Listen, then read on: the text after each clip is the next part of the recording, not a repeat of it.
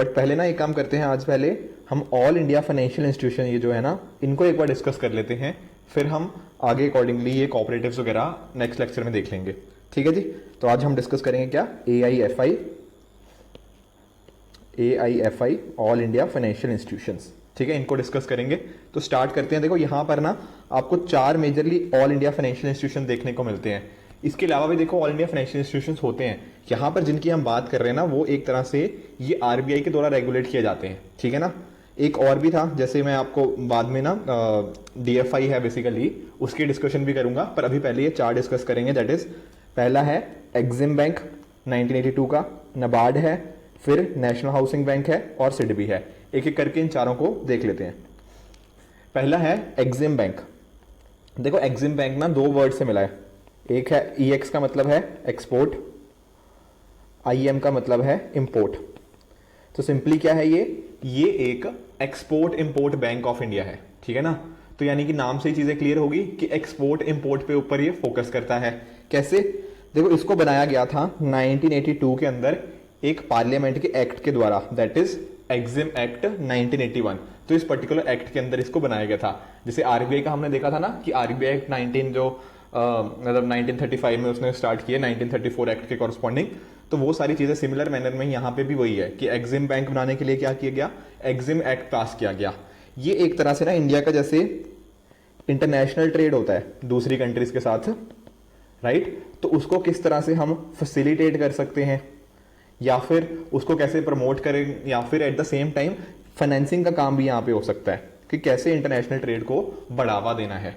तो कहीं ना कहीं ये पर्टिकुलर बैंक जो है वो RBI के द्वारा रेगुलेट किया जाता है। एट द सेम टाइम जो भी एक्सपोर्ट रिलेटेड क्रेडिट होता है, ठीक है ना, कि क्रेडिट जो भी होता है उसके कॉरस्पॉन्डिंग कि कितना किसको कैसे पैसे देने हैं ताकि ये इंश्योर किया जा पाए, वो सारी चीज़ें कहीं ना कहीं यहाँ पे हमें इसके अंदर एग्जिम बैंक के अंदर देखने को मिलती हैं। उसके अलावा देखो इंफ्रास्ट्रक्चर को भी इंप्रूव करना जरूरी है। ठीक है ना। आप जैसा कि जानते हो एक आती है ईज ऑफ डूइंग बिजनेस। ठीक है ना।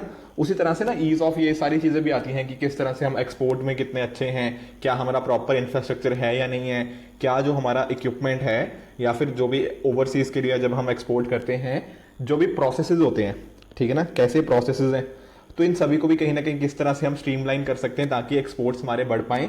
यहाँ पे एग्जिम बैंक का रोल आ जाता है। उसके अलावा देखो ये पर्टिकुलर जो बैंक है ना, ये 100% अभी करंट टाइम्स में गवर्नमेंट के द्वारा ओन किया जाता है। ठीक है। एट द सेम टाइम ये क्रॉस बॉर्डर ट्रेड हो गया। ठीक है ना। सेम ही चीजें हैं मोस्टली कि इंपोर्टर एक्सपोर्टर को किस तरह से मतलब ना बेहतर किया जा पाए, इसके साथ ये लिंक होता है। एक साथ में और चीज जो हमें पढ़नी है that is line of credit. देखो अगर आप ना न्यूज़पेपर्स पढ़ते हो रेगुलरली तो आपने लाइन ऑफ क्रेडिट वर्ड बार बार सुना होगा। तो कहीं ना कहीं डिस्कस कर लेते हैं कि LOC या लाइन ऑफ क्रेडिट, ठीक है ना, LOC वो वाली नहीं जो मैं आपको लाइन ऑफ कंट्रोल नहीं बात कर रहा, यहाँ पे बात हो रही है लाइन ऑफ क्रेडिट की। जैसे अभी रिसेंटली थोड़े टाइम पहले पता क्या हुआ था, जो एग्जिम बैंक है उसके द्वारा $40 मिलियन का लाइन ऑफ क्रेडिट दिया गया था किसको, मालदीव्स को, ताकि वो अपने यहाँ कुछ ड्यूरेबल एसेट्स को बना पाए।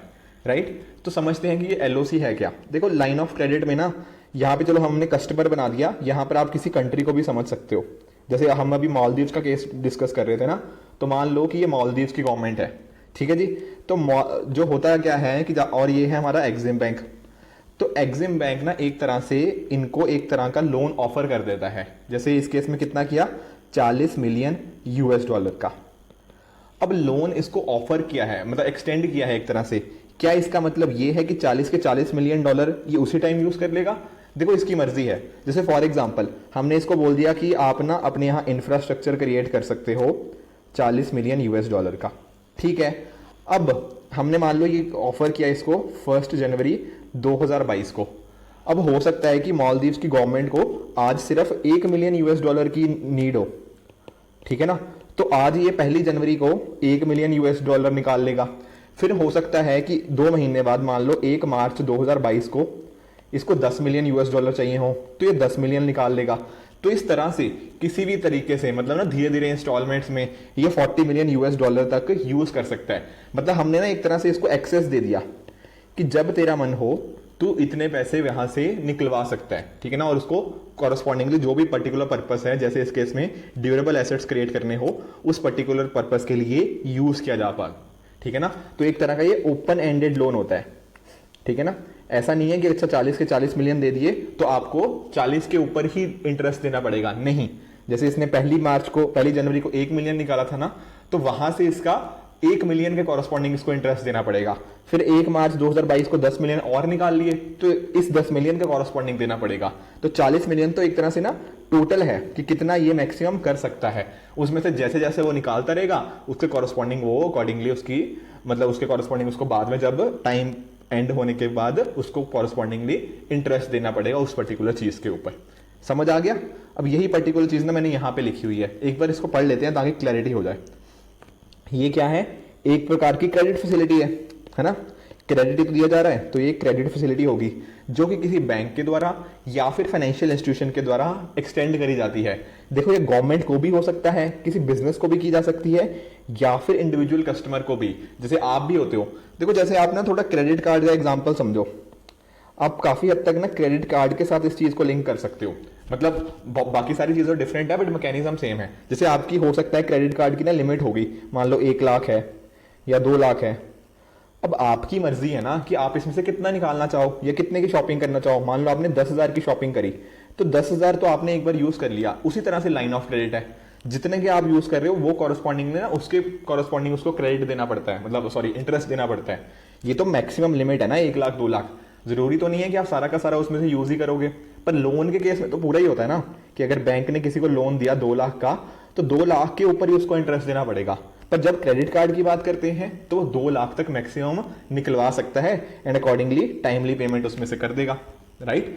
तो ये सारी चीजें इसको काफी हद तक ना उसके साथ फिर हम रिलेट कर सकते हैं। इसके अलावा देखो बाकी वही चीज है कि मैक्सिमम लिमिट एक्सीड नहीं होनी चाहिए एंड इसको साथ साथ इनको टाइमली मिनिमम रिपेमेंट भी करते रहना पड़ेगा, ताकि उसी बेसिस के ऊपर ना मतलब ऐसा ना हो कि बाद में डिफॉल्ट करते हैं तो टाइमली पेमेंट इनको करने की जरूरत होती है।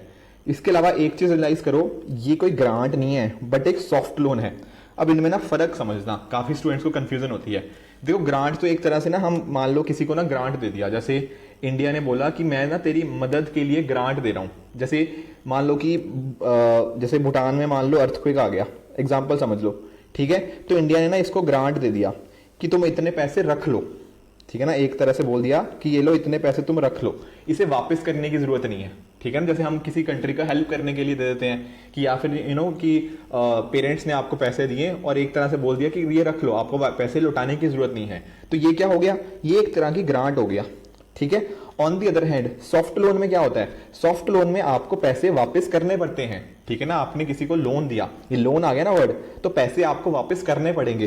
पर क्योंकि वर्ड यहां पे है आगे सॉफ्ट, सॉफ्ट का मतलब क्या हो जाता है कि बहुत ही आपके जो टर्म्स एंड कंडीशंस है ना वो फेवरेबल होंगे आपके। जैसे कि आपको बोल दिया कि जो इंटरेस्ट रेट है वो बहुत ही कम लगेगा। ऐसा नहीं है कि 7% इंटरेस्ट दिया, 8% दिया, नहीं, बहुत ही कम इंटरेस्ट रेट पे लोन दे दिया। या फिर ना जो भी टर्म्स एंड कंडीशंस थी लोन की वो बहुत ज्यादा स्ट्रिक्ट नहीं रखी, बहुत मतलब ना कि काफी सामने वाले को जो लोन ले रहा है एक तरह से उनको थोड़ा इजी टर्म्स पे लोन दे दिया, उस चीज को बोल देते हैं क्या, सॉफ्ट लोन। इवन जो जापान कंट्री है ना वो इस प्रकार के सॉफ्ट लोन्स के लिए बहुत ज्यादा फेमस है। बहुत सारी कंट्रीज को जापान ना इस टाइप का लोन प्रोवाइड करता है। तो जब हम बात करते हैं लाइन ऑफ क्रेडिट की तो हमें ये रियलाइज करना है कि ये कोई ग्रांट नहीं है बट ये एक तरह का सॉफ्ट लोन है, ठीक है जी। इसके साथ ही साथ यहाँ पे डिफरेंट सेक्टर्स में यूज हो सकता है, ठीक है ना। जो एग्रीकल्चर हो गया, इंफ्रास्ट्रक्चर हो गया, और भी डिफरेंट सेक्टर्स में पॉसिबल हो सकते हैं। अब आप सोच रहे होंगे कि सर यहाँ पे लिखा है कि ये एक्सपोर्ट को बढ़ाएगा, मतलब एग्जिम बैंक तो हम पढ़ ही चुके ना कि एग्जिम बैंक एक्सपोर्ट से रिलेटेड है। तो आप सोच रहे होंगे कि सर ये एक्सपोर्ट्स को कैसे बढ़ा रहा है अगर हम सामने वाले को लोन दे रहे हैं। देखो यहाँ पे ना जब हमने मालदीव्स को मान लो ये कॉन्ट्रैक्ट साइन किया मालदीव्स के साथ, तो उस कॉन्ट्रैक्ट में ना कुछ हमने टर्म्स एंड कंडीशंस कुछ डाल देते हैं। जैसे कि मान लो टर्म एंड कंडीशन एक ऐसी डाल दी कि जो आपका 40 मिलियन आपने हमसे ना वो यूज करना है पैसा, वो 40 मिलियन में से कुछ पैसा आपने क्या करना है, उसमें से कुछ परसेंटेज जो रॉ मटेरियल्स हैं वो इंडिया से लेने हैं। समझ रहे हो।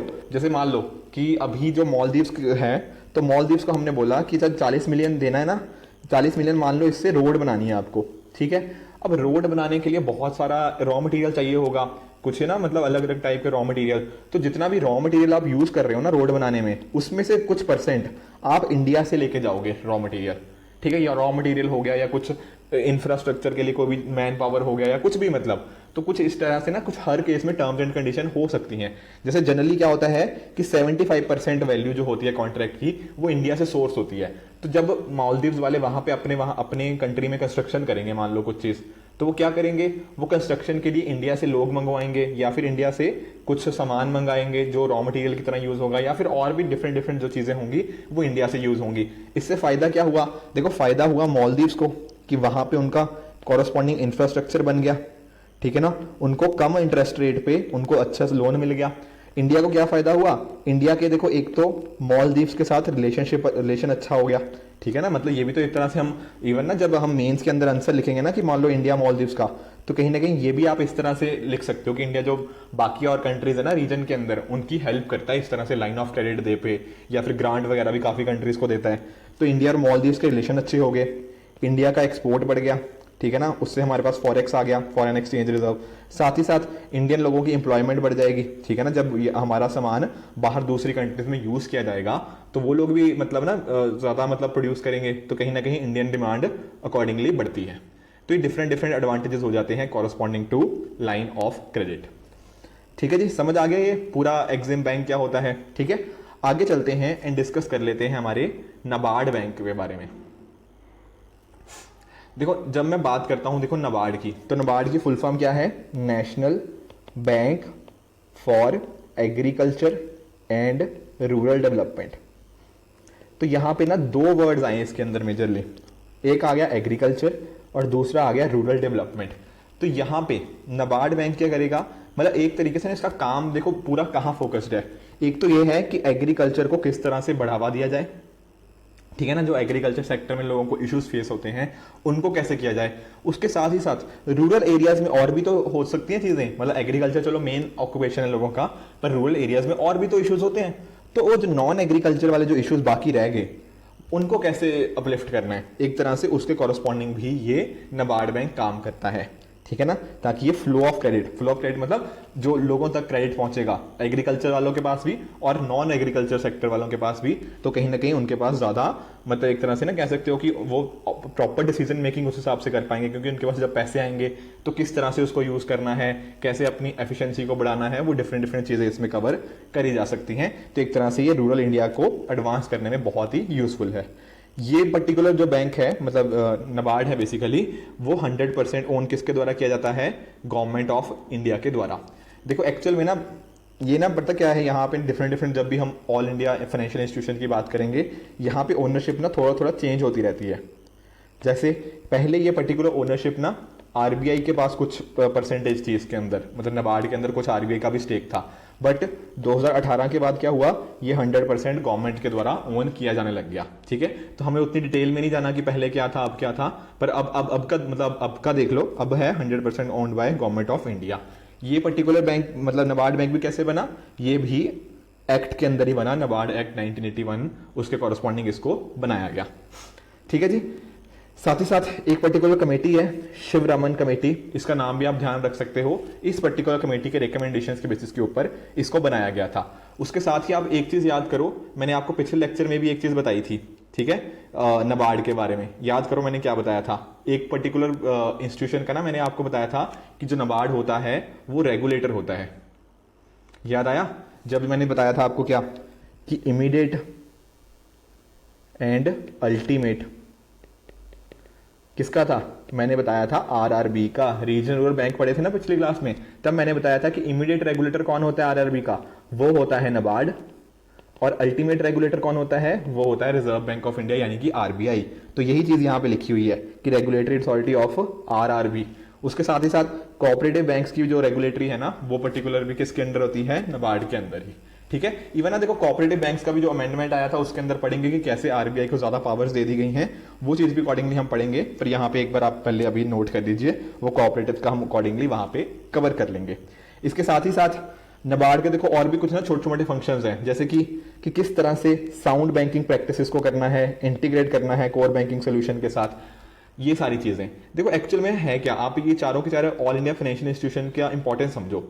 होता क्या है कि यहाँ पे देखो काम घूम फिर के वही है कि उस पर्टिकुलर सेक्टर को कैसे ग्रो करना है। जैसे एग्जिम बैंक के अंदर क्या था, एक्सपोर्ट इंपोर्ट की बात हो रही थी। नाबार्ड के अंदर क्या है, एग्रीकल्चर एंड रूरल डेवलपमेंट। तो उस सेक्टर को कैसे ग्रो करें, या फिर उस सेक्टर में लोगों के पास फाइनेंस कैसे पहुंचे, क्रेडिट कैसे हो पाए, या फिर कुछ रेगुलेशन करना हो। जैसे नाबार्ड के अंदर जो आरआरबीज हो जाते हैं, एनएच, उसी तरह से एग्जिम भी मतलब कुछ चीजें कर सकता है। तो ये सारी की सारी चीजें ना, फाइनेंसिंग हो गया, रेगुलेटरी हो गया, उस पर्टिकुलर सेक्टर को और डेवलप करना, ये 3-4 ही मेजर इंपॉर्टेंट फंक्शन है सारे जो भी हम accordingly all India financial institutions को देख रहे हैं। एक चीज और रियलाइज करनी है आपको। हाँ चलो आएंगे यहाँ पे। पहले हमने ना कोर बैंकिंग सोल्यूशन भी डिस्कस किया था पिछले वाली क्लासेस में। कोर बैंकिंग सोल्यूशन में देखो क्या हम डिस्कस कर ही चुके हैं, ये एक तरह का नेटवर्किंग ऑफ ब्रांचेस होती है कि सारी की सारी ब्रांचेस आपस में कनेक्ट होगी। मैंने आपके साथ डिस्कस किया था कि मान लो आप ना, कि जैसे आपका मान लो अकाउंट है एसबीआई की ब्रांच में दिल्ली में, पर आप एसबीआई की ब्रांच मुंबई में जाके भी अपना अकाउंट को ऑपरेट कर सकते हो, ठीक है ना। तो एक तरह से कस्टमर किसी भी जगह से अपने अकाउंट को ऑपरेट कर सकते हैं।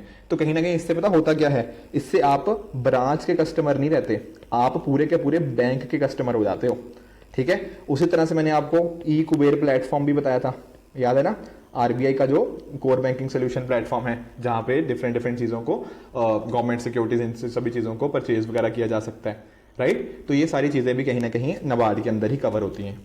उसके अलावा देखो यहाँ पे एक वर्ड है, इसको भी हाईलाइट कर लेना, इनडायरेक्ट रीफाइनेंस। देखो ध्यान से समझो, इनडायरेक्ट रीफाइनेंस का क्या मतलब होता है। देखो एक वर्ड होता है डायरेक्ट, एक होता है इनडायरेक्ट। ऑब्वियसली आपको मतलब पता है डायरेक्ट और इनडायरेक्ट का। देखो अगर मैं बात करूं डायरेक्ट की, डायरेक्ट में मतलब मान लो आप हो एक फार्मर, ठीक है, आप डायरेक्टली किससे लोन ले रहे हो, आप किसी बैंक से ही लोन ले रहे हो, ठीक है, चाहे वो आरआरबी हो सकता है या कोई भी और बैंक से आप लोन ले रहे हो। पर इनडायरेक्ट का मतलब क्या होता है, इनडायरेक्ट का मतलब पता क्या होता है, जैसे ये रहा नाबार्ड, नाबार्ड ने पैसा दिया किसको, मतलब जैसे मान लो आरआरबी को दे दिया, और आरआरबी फिर आपको पैसा दे रहा है। तो क्या डायरेक्टली नाबार्ड आपको पैसा दे रहा है फार्मर को? The answer is no. NABARD ने डायरेक्टली तो फार्मर के साथ डील नहीं ना कर रहा, नाबार्ड कर रहा है डील फार्मर के साथ इनडायरेक्टली वाया बैंक्स, ठीक है ना। तो इस वजह से यहां पे क्या बोल देते हैं कि इनडायरेक्ट रीफाइनेंस है ये, टू फार्मर्स हो गया, आर्टिशंस हो गया, रूरल इंफ्रास्ट्रक्चर के लिए, डिफरेंट डिफरेंट चीजों के लिए यहां पे क्या होता है, इनडायरेक्ट रीफाइनेंसिंग प्रोवाइड करी जाती है। आई होप आपको ना डायरेक्ट और इनडायरेक्ट में मतलब क्लियर हो गया होगा, ठीक है। इसके साथ ही देखो RIDF, rural infrastructure development fund भी किसके द्वारा ऑपरेट किया जाता है, ये ऑपरेट किया जाता है नाबार्ड के द्वारा। देखो एक चीज मैं और आपको बताता हूं, जैसे RIDF, चलो हम नेक्स्ट स्लाइड में डिस्कस करेंगे, ये RIDF वाला ना पॉइंट काफी इंपॉर्टेंट है, मैं अगली स्लाइड पे इसको आपको डिस्कस करूंगा। इसके अलावा कुछ और पॉइंट्स देख लो कि इसके हेडक्वार्टर्स मुंबई में होते हैं। साथ ही साथ नाबार्ड का जो बोर्ड ऑफ डायरेक्टर्स होता है उसके अंदर लगभग 3 जो होते हैं डायरेक्टर्स वो आरबीआई के होते हैं। साथ ही साथ कुछ और भी देखो फंक्शंस होते हैं, जैसे नाबार्ड इंफ्रास्ट्रक्चर असिस्टेंस फंड, तो एक तरह का फंड प्रोवाइड कर दिया गया है इंफ्रास्ट्रक्चर डेवलपमेंट के लिए। उसके अलावा एफपीओज होते हैं, ठीक है ना, हमारी जो प्रेजेंट गवर्नमेंट है वो एफपीओज को काफी ज्यादा प्रमोट कर रही है। इवन एक ना स्कीम भी चल रखी है कि प्रमोशन फार्मर प्रमोट ऐसे कुछ है of farmer producer organisation, FPO करके स्कीम है, जिसमें इन चीजों को प्रमोट करने की बात करी जा रही है, ताकि जब इस तरह से ऑर्गेनाइजेशंस मतलब फार्मर प्रोड्यूसर ऑर्गेनाइजेशन साथ में आएंगी तो कहीं ना कहीं वो अपना एक तरह से बेटर डिमांड कर सकती हैं, बाकी जो भी उनका प्रोड्यूस होता है उसके कॉरस्पॉन्डिंग जो भी पैसा है वो। और साथ ही साथ ना इससे जब फार्मर प्रोड्यूसर ऑर्गेनाइजेशन होती है तो डिमांड मतलब उनकी जो क्या बोलते हैं बार्गेनिंग पावर कह सकते हो वो इंक्रीज हो जाती है। बाकी ये पर्टिकुलर चीज़ हम मेंस के अंदर पढ़ेंगे जब एग्रीकल्चर को हम डिस्कस करेंगे कि एफपीओस का क्या रोल होता है। बट कहीं ना कहीं थोड़ा बहुत आपको समझ आ गया होगा कि जब फार्मर्स अकेले होते हैं तो कहीं ना कहीं उनके पास कुछ इश्यूज होते हैं, पर जब वो साथ में आ जाते हैं ना एक तरह से वो पर्टिकुलर चीज़ काफ़ी इंपॉर्टेंट हो जाती है, ठीक है। डोंट वरी, अगर नहीं भी समझ आया इसको हम डिटेल में आगे पढ़ेंगे। उसके अलावा कुछ इरिगेशन फंड हो गया, जैसे लॉन्ग टर्म इरिगेशन फंड, ये भी नाबार्ड के अंदर ही कवर किया गया है। तो कहीं ना जब आपके ऊपर, वैसे तो इस टाइप के क्वेश्चन मेंस में जनरली पूछे नहीं जाते, पर कल को अगर मान लो कि नाबार्ड का आपको रोल पूछ लिया गया तो कहीं ना कहीं यहाँ पे आप एग्रीकल्चर में जो अच्छी अच्छी चीज़ें हो रही हैं वहाँ पे आप नाबार्ड का रोल दिखा सकते हो कि फार्मर्स को कैसे बेनिफिट कर रहा है। रूरल डेवलपमेंट में दिखा सकते हो, RIDF का जिक्र कर सकते हो, ये असिस्टेंस फंड की बात कर सकते हो, फार्मर प्रोड्यूसर ऑर्गेनाइजेशन की बात कर सकते हो, LTIF long term irrigation fund की बात कर सकते हो। ये डिफरेंट डिफरेंट पॉइंट्स इसलिए मैंने रख दिए ताकि अगर आपको कहीं पे ना कुछ इशू आए तो यानी कि इस टाइप का अगर कोई क्वेश्चन आए तो आप उसको इजिली टैकल कर पाओ, ठीक है। उसके अलावा देखो आपको ना डेफिनेटली आप भी कोई ना कोई स्कीम्स पढ़ते रहते होंगे कि अच्छा एग्रीकल्चर्स के लिए, फार्मर्स के लिए ये कर दिया, ठीक है ना, और नई नई चीज़ें होती रहती है न्यूज़पेपर में। तो वो पर्टिकुलर चीज़ें भी डेफिनेटली आप अपने आंसर में ऐड कर सकते हो। हालांकि थोड़े कम चांसेस है क्योंकि इस टाइप के क्वेश्चन जनरली मेंस में नहीं पूछे जाते, बट फिर भी अगर आ जाए तो उसके लिए हमें प्रिपेयर रहना चाहिए। अब मैं आपसे डिस्कस कर रहा था RIDF rural infrastructure development fund के बारे में, थोड़ा और डिटेल में जान लेते हैं इसको। देखो जो RIDF था, that is rural infrastructure development fund, ये बनाया गया था नाबार्ड के विद इन 1995-96 बाय RBI। ठीक है। अब याद करो मैंने आपसे ना कुछ 5-6 लेक्चर्स पहले प्रायोरिटी सेक्टर लैंडिंग नॉर्म्स के बारे में जिक्र किया था। आया याद कि किसी के लिए मैंने बताया था 40% होता है, कुछ के लिए 75% बताया था criteria, so on and so fourth. याद कर लो अगर नहीं आया याद, ठीक है। तो यहाँ पे मैंने आपको एक चीज और बताई थी कि ऐसा भी तो हो सकता है कि ये जो मान लो कि ये जो बैंक्स हैं ये 40% इसको पूरा ही ना कर पाए, ठीक है। तब हमने एक मैकेनिज्म पढ़ा था, वो क्या था, प्रायोरिटी सेक्टर लैंडिंग सर्टिफिकेट, ठीक है ना, कि किसी और दूसरे, मान लो इसका ना, इसका 40 वाले एक बैंक का 38% है और एक बैंक का 42% है, तो कहीं ना कहीं ये इसको मतलब बाय कर सकता है, ठीक है। मतलब प्रायोरिटी सेक्टर लैंडिंग जो सर्टिफिकेट होते हैं वो उससे बाय कर सकता है ताकि उसका भी कोटा, PSL कोटा जो नॉर्म है 40% का, वो कंप्लीट हो पाए। एक तो तरीका था ये। उसके अलावा मैंने आपको एक और तरीका बताया था, और वो क्या तरीका था कि अगर बैंक अपना PSL टारगेट नहीं कंप्लीट कर सकता तो वो पैसा क्या किया जाता है, वो अकॉर्डिंगली पैसा एक तरह से रूरल इंफ्रास्ट्रक्चर डेवलपमेंट फंड के लिए यूज किया जाता है, ठीक है ना। तो बेसिकली उस पैसे को ना एक तरह से इन्वेस्ट कर दिया जाएगा कोई लॉन्ग टर्म के लिए, ठीक है ना। फिर उसके बाद काफी लंबे टाइम के बाद बैंक को पैसा वापस मिलता है। तो कहीं ना कहीं ये जो RIDF है ना, ये वही चीज है, ये वही फंड है, ठीक है ना, जिसमें जो प्रायोरिटी सेक्टर लैंडिंग होती है ना, अगर उसमें शॉर्टफॉल हो जाती है शेड्यूल कमर्शियल बैंक्स के द्वारा, वो यहाँ पे इन्वेस्ट करी जाती है ताकि जो रूरल इंफ्रास्ट्रक्चर है, ठीक है, नाम से ही क्लियर है ना, रूरल इंफ्रास्ट्रक्चर, उसको फर्दर डेवलप किया जा पाए, ठीक है जी। तो ये ध्यान रखना है कि RIDF ही उसी फंड को बात करते हैं। आ गया समझ RIDF? बहुत बढ़िया। आगे चलते हैं अगले वाले पे, दैट इज NHB। अब NHB क्या है? NHB stands for national Housing bank. यहां पर आपको क्या नोटिस करना है कि यहां पे जो ओनरशिप है 100% वो गवर्नमेंट ऑफ इंडिया की है। उसके पहले देखो RBI, इसका पहले ना ओरिजिनल ओनरशिप जो थी वो रिजर्व बैंक ऑफ इंडिया के पास होती थी, बट ओवर द टाइम फिर इसको गवर्नमेंट के पास एक तरह से सेल कर दिया गया। करंटली किसके पास है? करंटली हमारी गवर्नमेंट के पास ही इसकी 100% ओनरशिप है। इसके कॉरस्पॉन्डिंग भी एक्ट था, नेशनल हाउसिंग बैंक एक्ट 1987, उसके अंडर 1988 में इस पर्टिकुलर बैंक को बनाया गया। अब नाम से ही क्लियर है, देखो नेशनल हाउसिंग बैंक, तो कहीं ना कहीं बात हुई हाउसिंग की, ठीक है। तो यहां पे देखो काम क्या होगा, मैं आपको ना एग्जाम के अंदर भी मैंने आपको समझाया था कि एग्जाम के अंदर क्या काम था, नाबार्ड का काम भी बताया था। उसी तर्ज पे सोचो कि NHB जो हाउसिंग सेक्टर से रिलेट करता है, इसका काम क्या होगा? इसका काम भी वही है कि जो हमारे different different segments of population है ना, चाहे अमीर हो, गरीब हो, बहुत गरीब हो या मिडिल क्लास हो, उनकी हाउसिंग नीड्स को सर्व करना। और इसका स्पेशल फोकस किसके ऊपर है? स्पेशल फोकस है लो एंड मॉडरेट इनकम हाउसिंग, क्योंकि इन सभी को हाउसिंग की सबसे ज्यादा जरूरत है। अब जो काम, इसके फंक्शंस क्या हैं? पहला बात मैंने बताया था आपको कि ये चीजें क्या करती हैं, रेगुलेट करती हैं हाउसिंग सेक्टर को, ठीक है। बाकी जो थी वो अपने अपने सेक्टर्स को रेगुलेट करती हैं। उसके साथ ही सस्टेनेबल फाइनेंसिंग प्रोवाइड करना, ठीक है, ताकि मतलब चाहे वो बैंक्स को देख लो या NBFCs को देख लो। देखो जैसे नाबार्ड में क्या पढ़ा था, नाबार्ड में भी तो यही पढ़ा था कि जो नाबार्ड है वो बैंक्स को एक तरह से लेंड कर रहा है और बैंक्स फिर फर्दर फार्मर को लेंड कर रहे हैं, तो एक तरह की ये इनडायरेक्ट फाइनेंसिंग थी।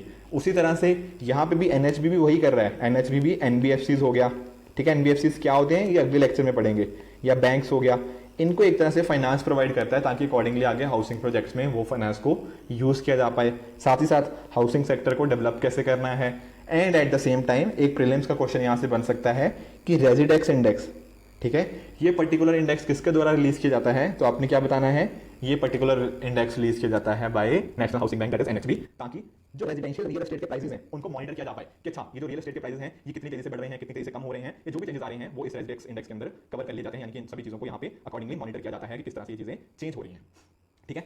और भी देखो रेगुलेशन में देखो सारी चीजें आ जाएंगी, जैसे NBFCs भी आ जाएंगी, हाउसिंग लोन जो कंपनीज होती हैं, ठीक है, ये सारी की सारी चीजें अकॉर्डिंगली यहाँ पे आ जाएंगी। तो इन चीजों को भी आप कहीं ना कहीं नोट कर सकते हो। उसके अलावा चलते हैं फिर हम अगले पॉइंट, दैट इज SIDBI की तरफ, ठीक है, कि SIDBI क्या है। तो SIDBI stands for small industries development bank of India. देखो इसका भी नाम से समझो, small industries development bank of India. तो यहाँ पे जो हमारी छोटी छोटी इंडस्ट्रीज होती हैं उन पर्टिकुलर इंडस्ट्रीज को कैसे हम ना एक तरह से सस्टेनेबल क्रेडिट फ्लो दे सकते हैं, वो चीज यहाँ पे कवर हो जाती है सिडबी के अंदर। देखो पहले ना मैं आपको थोड़ा सा ना एमएसएमई के बारे में बताना चाहता हूँ। एमएसएमई हालांकि हम फर्दर काफी मतलब थोड़ा latter part of the economy में पढ़ेंगे कि एमएसएमई एक्जैक्टली क्या होते हैं, पर आपको थोड़ा सा तो आइडिया होगा कि एमएसएमई एक तरह से micro small and medium enterprises होते हैं, ठीक है, और इनकी एक प्रॉपर डेफिनेशन भी है। देखो एक्चुअली ना एमएसएमई की डेफिनेशन थोड़ी सी बता देता हूं क्योंकि काफी इंपॉर्टेंट क्वेश्चन हो सकता है, प्रीलिम्स में आपसे डेफिनेटली पूछा भी जा सकता है। देखो है क्या, पहले इनकी डेफिनेशन होती थी थोड़ी अलग, जैसे कुछ आप जानते हो कि कुछ ऐसी इंडस्ट्रीज होती हैं जो मैन्युफैक्चरिंग में काम करती हैं, ठीक है, और कुछ सर्विस सेक्टर में काम करती हैं, राइट। अब जानते हो मैन्युफैक्चरिंग में गुड्स वगैरह में बनाई जा रही हैं, सर्विसेज में कुछ सर्विसेज का काम है, ठीक है, ये सारी चीजें वेरी श्योर आपको डेफिनेटली पता होगा। तो पहले ना इनकी मैन्युफैक्चरिंग और सर्विसेज की जो डेफिनेशन थी वो अलग अलग थी, मतलब क्लासिफिकेशन जो थी वो अलग अलग थी कि मैन्युफैक्चरिंग के लिए अलग क्राइटेरिया था, सर्विस के लिए अलग क्राइटेरिया था। पर 2000 कहां पे गया, 2020 के अंदर, हाँ 2020 के अंदर इस पर्टिकुलर क्लासिफिकेशन को चेंज कर दिया गया और एक नई डेफिनेशन लेके आई गई एमएसएमई के कॉरस्पॉन्डिंग, और वो नई डेफिनेशन ना ऐसी है। देखो ये ना बहुत ही रिसेंट तो नहीं बोलूंगा, ये काफी बार चेंज हुई है, काफी बार रिकमेंडेशंस कुछ अलग आई थी, तो ये वाला पर्टिकुलर क्राइटेरिया सबसे सही है। पहले आप कहीं और जगह पे इसको ढूंढने जाओगे तो वहां पे शायद आपको गलत मिले क्योंकि वो चीजें अपडेटेड नहीं हुई है। तो देखो पहले होता था ये क्राइटेरिया कुछ, हमें इस क्राइटेरिया को ध्यान में नहीं रखना क्योंकि ये पुराना क्राइटेरिया हो चुका है। पर आप यहाँ पे देख सकते हो कि यहाँ मैन्युफैक्चरिंग की अलग से बात होती थी, सर्विसेज की अलग से बात होती थी, पर अब क्या होता है, अब मैन्युफैक्चरिंग सर्विसेज के लिए सेम क्राइटेरिया रख दिया गया है। और वो क्राइटेरिया क्या है, देखो एक होती है माइक्रो इंडस्ट्रीज जो सबसे छोटी होती है। यहाँ पर क्या होना चाहिए कि आपकी इन्वेस्टमेंट 1 करोड़ से कम और टर्नओवर 5 करोड़ से कम। अगर ये क्राइटेरिया फॉलो कर रहे हो तो आप माइक्रो में आते हो। स्मॉल के अंदर ये होता है 10 करोड़ और ये होता है 50 करोड़, एंड मीडियम के अंदर ये होता है 50 करोड़, ये होता है 250 करोड़। अब बात आती है कि इसको याद कैसे रखें, देखो ऊपर वाली याद रखो इन्वेस्टमेंट 1 10 50, फिर जो कॉरस्पॉन्डिंग टर्नओवर है ना वो मल्टीप्लाई बाय 5 ही है, यहाँ पे भी 10 into 5 50 है, यहाँ 50 into 5 250 है। तो कहीं ना कहीं बस इन्वेस्टमेंट को याद रखो 1 10 50, और जो हमारा टर्नओवर होगा कॉरस्पॉन्डिंग वो से 5 टाइम्स होगा, ठीक है जी। तो इन्वेस्टमेंट का मतलब बताइए आपको इन्वेस्ट कितना, मतलब टोटल इन्वेस्टमेंट कितनी करी गई है, और टर्नओवर एक तरह से आप रेवेन्यू के टर्म्स में उसको देख सकते हो। बाकी फर्दर चर्चा हम आगे लेक्चर्स में थोड़ा और करते रहेंगे इसके बारे में, बट कहीं ना कहीं थोड़ा डेफिनेशन आपको वेरी श्योर अब क्लियर होगी, तो इस डेफिनेशन को आप अपने दिमाग में रखिएगा। तो micro small and medium industries तो आप समझ गए कि एक तरह की छोटी छोटी इंडस्ट्रीज होती है ना, उनको बात किया गया है। यहाँ पे मैन्युफैक्चरिंग भी आ जाती है एज वेल एज सर्विसेज भी आ जाती है। तो इन पर्टिकुलर इंडस्ट्रीज को क्या क्या इशूज आ रहे हैं, कैसे उनको सॉल्व करना है, ये कैसे रेगुलेट करना है, यहाँ पे साथ ही साथ एमएसएमई को एक अच्छे से सस्टेनेबल क्रेडिट फ्लो मिलता जा पाए, ये पर्टिकुलर चीजें कवर आती हैं सिडबी के काम के अंदर, ठीक है। और यहाँ पे देखो सिडबी की शेयर होल्डिंग डिफरेंट प्लेयर्स के पास है। जैसे बाकियों के केस में हमने एग्जाम में देखा क्या कि 100% ओनरशिप गवर्नमेंट के पास है, नाबार्ड के अंदर देखा 100% ओनरशिप गवर्नमेंट के पास है, एनएसबी के अंदर भी 100% ओनरशिप फाइनली गवर्नमेंट के पास आ गई थी। पर यहाँ पे जब सिडबी की बात करते हैं ना, यहाँ एक्चुअली पहले आईडीबीआई के पास था इसका शेयर होल्डिंग, बट कहीं ना कहीं फिर ओवर टाइम इसकी शेयर होल्डिंग चेंज होती गई, ठीक है। अब एलआईसी के पास भी है, एसबीआई के पास भी है, गवर्नमेंट है, ठीक है ना, तो उतना हमें ध्यान में नहीं रखना, बट यहाँ पे थोड़ी सी शेयर होल्डिंग कहीं ना कहीं थोड़ा पैटर्न चेंज है। इसका कॉरस्पॉन्डिंग भी एक्ट है जैसे कि सिडबी एक्ट 1989, तो इसके अंतर्गत 1990 में सिडबी को बनाया गया था। उसके साथ ही साथ देखो एमएसएमई सेक्टर की थोड़ा सा अगर डिस्कशन करें कि एमएसएमई सेक्टर कैसे इंपॉर्टेंट है, आप एक चीज नोटिस करो कि एमएसएमई सेक्टर जो है ना वो इंडियन जीडीपी का 30% कंट्रीब्यूशन करता है, साथ ही साथ 50% इंडियन एक्सपोर्ट्स। हम बात करते हैं ना कि एक्सपोर्ट बढ़ाने हैं, यानी कि फॉरेक्स एक्सचेंज हमारा वो इंप्रूव करना है, तो ये चीजें देखो इसमें एमएसएमई का कितना रोल है कि छोटे छोटे जो इंडस्ट्रीज हैं वो कितना अच्छा कंट्रीब्यूशन दे रही हैं इन एक्सपोर्ट्स। कुछ इशूज भी होते हैं ऑब्वियसली, वो मेंस पर्सपेक्टिव से डेफिनेटली डिस्कस करेंगे कि एमएसएमई के क्या इशूज हैं, क्या इसके बेनिफिट्स हैं, बट कहीं ना कहीं आप एक चीज रियलाइज करो कि 30% हमारी जीडीपी का एमएसएमई के द्वारा आता है। इसके अलावा ना इंडिया में लगभग 12 करोड़ के आसपास लोगों को जो एम्प्लॉयमेंट प्रोवाइड करी जा रही है वो एमएसएमईज ही प्रोवाइड करते हैं। नियरली 6 करोड़ हमारे पास एमएसएमई है, 6 से 7 करोड़, और 11 से 12 करोड़ लोगों को एम्प्लॉयमेंट जो प्रोवाइड करने का काम है वो एमएसएमईज के द्वारा किया जाता है। तो कितना एक इंपॉर्टेंट सेक्टर होता है हमारे लिए एमएसएमई। इसके साथ ही देखो तो ये सारे काम सिडबी के द्वारा किए जाते हैं, एमएसएमई का जो भी काम होगा। साथ ही साथ कुछ यहाँ पे भी फंड्स हैं जैसे कि क्रेडिट गारंटी फंड हो गया, स्मॉल इंडस्ट्रीज डेवलपमेंट फंड हो गया, ये सारे ऑपरेट किसके द्वारा किए जाते हैं, वो किए जाते हैं सिडबी के द्वारा। इसके साथ ही एक पोर्टल है उद्यमी मित्रा पोर्टल, ठीक है ना, ये उद्यमी मित्रा.in या पोर्टल कह लो। यहाँ पे देखो इन छोटे छोटे एंटरप्रेन्योर्स को, जो एमएसएमई के कॉरस्पॉन्डिंग एंटरप्रेन्योर्स हैं, उनको लोन प्रोवाइड करना इजी मैनर में ताकि वो अपने स्टार्टअप को फर्दर ग्रो कर पाएं, या फिर जो भी छोटे छोटे ना एंटरप्रेन्योर्स हैं उनको थोड़ा और प्रमोशन किया जा पाए, तो उद्यमी मित्रा के थ्रू ये सारी चीजें हो जाती हैं। उसके अलावा देखो मुद्रा हो गया, startup India, stand up India, ये डिफरेंट स्कीम्स के अंदर भी जो इनको एक तरह से क्रेडिट अवेलेबिलिटी करवाना, वो सारी चीजें भी इसके अंदर ही सिडबी के फंक्शंस के अंदर ही कवर हो जाती हैं, ठीक है जी। तो ये डेफिनेशन हमने डिस्कस कर ली कि एमएसएमई में क्या डेफिनेशन थी। एक्चुअली ना देखो आपको जो थोड़ी वैल्यूज आपको शायद इंटरनेट पे काफी जगह मिलेंगी ना, वो होगा कि जो माइक्रो स्मॉल जो मीडियम है ना, तो मीडियम के शायद आपको ये मिलेगा कि वो 20 करोड़ एंड 100 करोड़ है, मतलब जो इन्वेस्टमेंट की लिमिट है, टर्नओवर की लिमिट। पर ये पहले था, फिर उसके बाद 1 जून को दोबारा से नोटिफिकेशन आया और उसमें इसको 50 करोड़ एंड 250 करोड़ कर दिया गया। मैंने बहुत सारे स्टूडेंट्स को देखा कि यहाँ पे ना डाउट रहता है कि सर नहीं नेट पे तो 20 करोड़ और 100 करोड़ मिल रहा है, पर ये एमएसएमई की अगर वेबसाइट पे जाओगे ना तो 50 करोड़ एंड 100 करोड़ यहाँ पे मिलेगा आपको, तो 50 करोड़ एंड 250 करोड़ मिलेगा, जो कि बिल्कुल सही है, ठीक है। ये एक्चुअली ना 13 मई को नोटिफिकेशन आया था, उसमें ये 20 करोड़ 100 करोड़ था, फिर उसके 15 दिन बाद ही दोबारा से एक नोटिफिकेशन आया, उसके थ्रू 50 एंड 250 करोड़ कर दिया गया था, राइट है जी। ये भी हम समझ गए एमएसएमई की नई डेफिनेशन को। देखो यहाँ पे ये थोड़ा पुराना है, ऑल्दो 2 साल पहले का है, पर मुझे इससे नया मिला नहीं, तो कहीं ना कहीं आप मान सकते हो कि ये शेयर होल्डिंग कुछ इसी पैटर्न में है कि एक्सिम बैंक की भी 100%, नाबार्ड की भी, एनएचबी की, इनकी 100% शेयर होल्डिंग किसके पास है, गवर्नमेंट के पास, एंड जो बाकी है सिडबी की, यहाँ पे डिफरेंट यहाँ पे हैं, जैसे इंश्योरेंस कंपनी में आ गया, एलआईसी आ गया, ठीक है, पब्लिक सेक्टर बैंक में आप एसबीआई को मान सकते हो, बाकी भी होंगे, गवर्नमेंट ऑफ इंडिया का भी थोड़ा रोल है, और बाकी फाइनेंशियल इंस्टीट्यूशन भी सिडबी के अंदर मतलब सिडबी के उसके अंदर कवर हो जाते हैं, ठीक है जी। तो ये सारी चीजें होंगी regarding all India financial institutions के रिगार्डिंग। इसके अलावा देखो एक और चीज न्यूज में थी, व्हाट इज दैट, नैबफेड, ठीक है, इसका फुल फॉर्म समझते हैं। This is national bank for financing infrastructure and development. अब ऐसा ना न्यूज में थी ये चीज, मतलब काफी ज्यादा पिछले 1-2 साल में तो काफी न्यूज में रही है कि जो नैबफेड होगा ना उसको आरबीआई एक्ट के अंदर as an all India financial institution की तरह रेगुलेट किया जाएगा। तो कहीं ना कहीं हमें समझना बहुत जरूरी होता है कि नैबफेड आखिर है क्या। देखो आप जानते हो इंफ्रास्ट्रक्चर सेक्टर को आप अगर नोटिस करो, ठीक है, तो इंफ्रास्ट्रक्चर सेक्टर ना एक बहुत इंपॉर्टेंट सेक्टर है। एक्चुअली ये मेंस में हम बहुत डिटेल में पढ़ेंगे क्योंकि मेंस में ऊपर मल्टीपल क्वेश्चन आ चुके हैं इंफ्रास्ट्रक्चर से। देखो कहीं पे मान लो हमें ना रोड कंस्ट्रक्ट करनी है, रेलवे के प्रोजेक्ट करने हैं, ब्रिजेस को कंस्ट्रक्ट करना है, या और जो डिफरेंट हमने किस तरह से इंफ्रास्ट्रक्चर को क्रिएट करना है। तो ये जो इंफ्रास्ट्रक्चर क्रिएशन होता है ना, this is a long term thing, ठीक है ना, और इसको ऐसा भी बोल देते हैं लॉन्ग जेस्टेशन पीरियड। समझते हैं क्यों बोलते हैं? देखो आपने मान लो कोई बहुत सड़क बनानी है, कोई बड़ी सड़क बनानी है, तो उसको बनाने के लिए क्या वो 1 साल 2 साल में बन जाएगी? नहीं। या फिर कोई और भी बड़े बड़े जो इंफ्रास्ट्रक्चर प्रोजेक्ट्स होते हैं इनको टाइम लगता है, मतलब 15 साल भी लग सकते हैं, 20 साल भी लग सकते हैं, या और भी मतलब ना इनका लंबा टाइम होता है जनरली इंफ्रास्ट्रक्चर प्रोजेक्ट्स का। और सिर्फ सड़क से मत करना, इंफ्रास्ट्रक्चर यानी कि बहुत कुछ मतलब लार्ज स्केल जो हम डेवलपमेंट कर रहे हैं उसकी बात कर रहे हैं। और यहाँ पे देखो अगर आपने इसको पैसा, अब ऐसे बड़े बड़े काम करने हैं तो इनको पैसा बहुत चाहिए, ठीक है ना, इन्वेस्टमेंट हाई चाहिए, और इन्वेस्टमेंट भी किस लिए चाहिए? लॉन्ग टर्म के लिए, ठीक है ना। तो लंबे टाइम के लिए यहाँ पे पैसा इनके पास अवेलेबिलिटी होनी चाहिए, क्योंकि यहाँ पे जो हमें रिटर्न्स मिलेगी ना, फिर जब सड़क बनकर तैयार हो जाएगी वो बहुत लंबे टाइम के बाद तैयार होगी, फिर उससे जो पैसा जनरेट होगा वो बहुत लंबे टाइम बाद होगा। कि वहाँ पे अकॉर्डिंग ना आप सोचो कि वहाँ पे टोल टैक्स लगा दिया, कुछ और कर दिया, फिर जो पैसा उससे जनरेट होगा बहुत लंबे टाइम बाद होगा। तो इतने लंबे टाइम के लिए इनको किस तरह से फंडिंग हम प्रोवाइड कर पाएं, ये तो बहुत मुश्किल हो जाएगा। जैसे आप सोचो आप बैंक में जाते हो, आपने बैंक में मान लो 50,000 इन्वेस्ट कर दिया, अब क्या आप और बैंक चाहता है कि इसको मैं इंफ्रास्ट्रक्चर प्रोजेक्ट में डाल दूं, तो ये काफी मुश्किल हो जाएगा। क्यों? क्योंकि इंफ्रास्ट्रक्चर तो शायद 20 या 30 साल बाद आपको पैसा रिटर्न करे, पर आपको तो शायद हो सकता है कि 6 महीने या 1 साल बाद भी पैसा वापस चाहिए होगा, है ना। तो इस वजह से ना इन इंफ्रास्ट्रक्चर प्रोजेक्ट को पैसा मिलना काफी दिक्कत हो जाती है। तो इस वजह से ना एक अलग से हम इंस्टीट्यूशंस को बनाते हैं, उनको क्या बोलते हैं? DFI। मतलब DFI का मतलब डेवलपमेंट फाइनेंस इंस्टीट्यूशंस। इनका काम ही यही होता है कि ये medium to long term loans दें इंडस्ट्रीज को, ठीक है ना। तो डिफरेंट डिफरेंट काम इनके थ्रू हो जाते हैं DFI के थ्रू, जैसे कि अलग अलग सपोर्ट सर्विसेज को प्रोवाइड करना, ठीक है, फॉरेन करेंसी को एक्सचेंज करना। तो इनको इतना हमें नहीं जानना, बट कहीं ना कहीं आपको इंपॉर्टेंट पॉइंट ये जानने की जरूरत है कि इंफ्रास्ट्रक्चर के लिए, इंडस्ट्रीज के लिए मीडियम टू लॉन्ग टर्म जो हम लोन्स प्रोवाइड कर रहे हैं उनको करस्पॉन्डिंग वो चीज होनी चाहिए। वो लोन्स मतलब मीडियम टू लॉन्ग टर्म वाले जो होते हैं उसके बेसिस पे अकॉर्डिंगली वो जो फंडिंग प्रोवाइड की जाती है मीडियम टू लॉन्ग टर्म के लिए, वो डेवलपमेंट फाइनेंस इंस्टीट्यूशन के द्वारा करी जाती है। एक इंपॉर्टेंट चीज यहाँ पे ऑर्गेनाइज करनी है कि ये आम लोगों से पैसे एक्सेप्ट नहीं करते, ठीक है ना। तो आप सोच रहे होंगे कि पैसे आते कहां से हैं? अगर ये लोग इसमें डिपॉजिट नहीं करते DFI के अंदर, तो इसके पास पैसे कहां से आते हैं? देखो ये मार्केट से पैसे उठा सकते हैं, गवर्नमेंट से उठा सकते हैं, मल्टीलैटरल इंस्टीट्यूशन से उठा सकते हैं, गवर्नमेंट गारंटीज के द्वारा सपोर्ट किया जाता है। जब हम NAFID के बारे में देखेंगे मैं आपको एक्जैक्टली बताऊंगा भी कहां से वो पैसे ले सकते हैं, ठीक है जी। तो स्टार्ट करते हैं NAFID को। देखो NABFID जो है national bank for financing infrastructure and development, तो ये जो पर्टिकुलर एक तरह का बेसिकली एक बैंक बनाया गया है, ये इंफ्रास्ट्रक्चर डेवलपमेंट के लिए ही है, ठीक है। तो इसके अंदर लोग तो पैसा नहीं लगा पाएंगे, ठीक है।